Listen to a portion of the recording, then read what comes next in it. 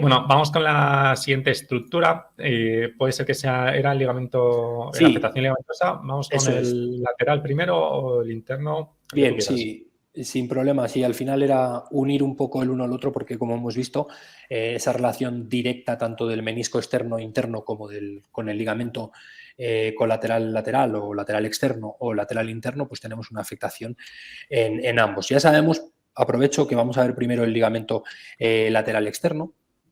La imagen de la derecha, sobre todo, que, pues, como podemos ver en la izquierda, vemos esa imagen como un poquito más abombada, que corresponde con la parte más verde que tenemos a la derecha, y que eso va a ser justo lo que hablamos del ligamento colateral externo. Tenemos ahí, y muy bien representado, justo una zona anisotrópica un poco por encima, que vemos que en la imagen de la derecha es de color un poquito más amarillo, veis, esto de los colores no lo tengo yo muy dominado, que si recordáis en este ligamento lateral externo, una de las cosas más importantes es esa presencia también normalmente más superficial al ligamento lateral externo de la inserción del tendón del bíceps femoral, que al no llegar en el mismo plano genera esa anisotropía.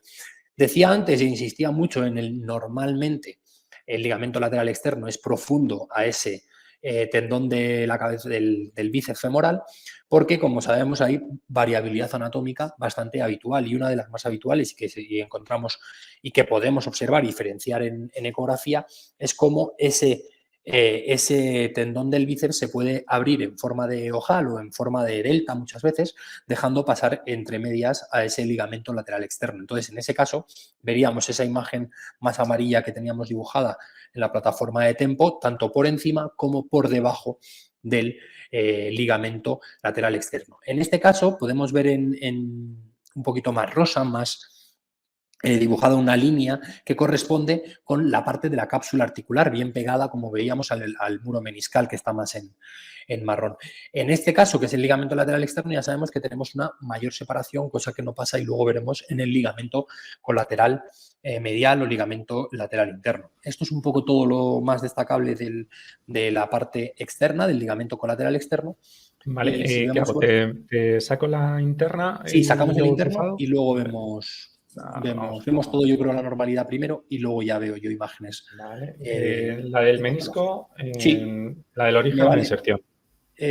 Si me puedes sacar las tres. Claro, empezamos por la del menisco un Eso es. momento. Digo la del menisco, ¿por qué? Porque aquí sí que es interesante esta imagen, porque, como veis, hay una prácticamente continuidad, es decir, el tejido verde que tenemos a la derecha, que va a ser el ligamento, está íntimamente relacionado con el menisco interno. Ya sabéis que aquí la famosa patología de la triada, de esa relación directa del cruzado anterior, menisco interno y ligamento colateral medial o ligamento lateral interno, porque tenemos una adherencia, prácticamente una continuidad de fibras, y esa relación tan importante. De hecho, por eso muchas veces la afectación del propio menisco interno puede llevar a la afectación del ligamento lateral interno, precisamente por esa relación directa. Recordamos que tenía 3 capas, y una de las capas son esas fibras que hablamos, tibiomeniscales y femoromeniscales. Si vemos luego Claro, voy al origen. sí, ahí lo que vamos a ver es el corte del origen, esa zona un poquito más ancha, donde normalmente más afectación tenemos en este ligamento lateral interno, y es lo que se conoce muchas veces en la literatura como el punto de esquí.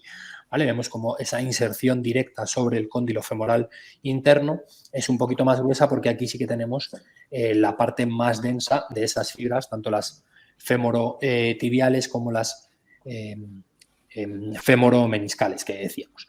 Vale. Si hacemos tenías la imagen del barrido, lo podemos Sí. continuar hacia la parte O sea, distal. aquí es el vídeo del Sí, me hecho. gusta el vídeo del barrido, ese es. Y así vemos ya desde el origen. Vemos esa parte del origen donde vemos, habría las fibras, y luego cómo llegamos a esa cortical ósea hasta abajo, con esa presencia del paquete graso y esos vasos y nervios que también hablábamos, que son los geniculados, en este caso inferomediales, que se ven. Esa presencia de paquete graso en la parte profunda con los vasitos y acompañado de los nervios geniculados es clave en esa inserción distal del ligamento lateral interno, que, como decía, teníamos 3 capas.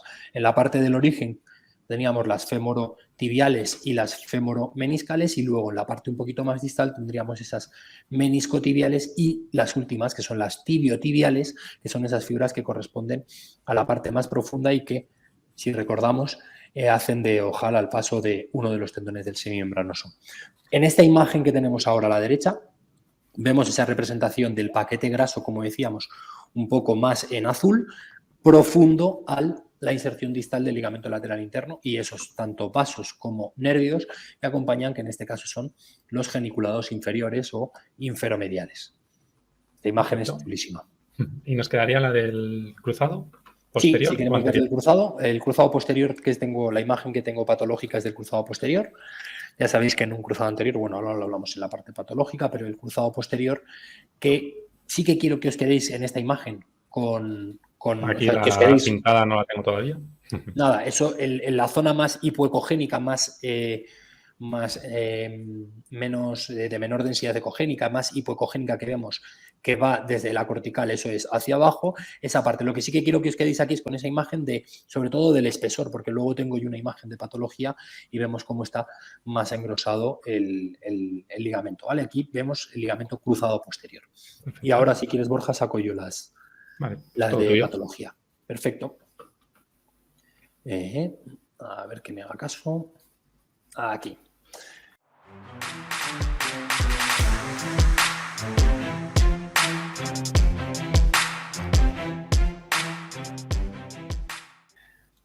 Vale. Todo tuyo. Lo que hablábamos antes, esa relación directa, como podemos ver en la derecha, de la zona del menisco y cómo por encima están llegando estructuras, que en este caso pueden ser ligamentos colaterales. En este caso, como veíamos, hay una mayor distancia, por tanto estamos hablando del ligamento colateral externo. Es decir, en la parte externa, recordamos, no tiene esa relación tan directa con el muro meniscal, pero como podemos ver, pues esa afectación del menisco puede proyectarse y hacerlo sobre el ligamento, igual que a la inversa. Quizá lo más común es que una afectación en el propio menisco tenga también implicación sobre ese ahombamiento del ligamento colateral externo. Nos vamos al ligamento colateral interno o ligamento lateral interno. Como os comentaba, la parte de mayor afectación es lo que estáis viendo aquí, que era el punto de esquí que hablábamos antes, o esa imagen que nos sacaba Borja del origen proximal. Vemos aquí claramente un engrosamiento, una pérdida de ecogenicidad, incluso podríamos diferenciar si la afectación es más en las fibras más superficiales o más profundas y, como no, en una afectación, en este caso, por ejemplo, de carácter agudo, podemos ver ese Doppler positivo. Aquí sí que vemos un poco la relación directa que tenemos con el muro meniscal del menisco interno. Vamos a ver afectaciones y ya de paso tenemos esta foto de una intervención, en este caso con fisioterapia invasiva sobre el ligamento colateral medial o ligamento lateral interno. Esta imagen la ponemos muy habitualmente y a mí me gusta mucho. ¿Por qué? Porque aquí sí que es muy importante la compresión que ejercemos sobre la estructura. ¿Por qué? Porque muchas veces es uno de los errores comunes que tenemos al inicio, cuando estamos empezando, presionar demasiado. Fijaros que aquí estamos hablando de una estructura muy superficial y que si generamos una compresión podemos perdernos la percepción de lo que estamos observando aquí, es una solución de continuidad en las fibras proximales del ligamento colateral interno. Y también, pues aprovechar, ya que lo tenemos aquí, esa imagen de, en este caso es una electrolisis, sobre esa zona de afectación, que por supuesto sabéis es otra de las herramientas claves para mí, por lo menos, de la ecografía, que es la guía de todos nuestros tratamientos invasivos. ¿Por qué? Por seguridad, por precisión y por pronóstico de la lesión. Vamos a tener una mejor precisión y una mayor seguridad. Por último, vemos la afectación que veíamos, por eso os decía, quedaros por favor con esa imagen, porque fijaros aquí cómo hay una pérdida del patrón ecotextural, además de un engrosamiento, lo que sería una afectación parcial de este ligamento cruzado posterior.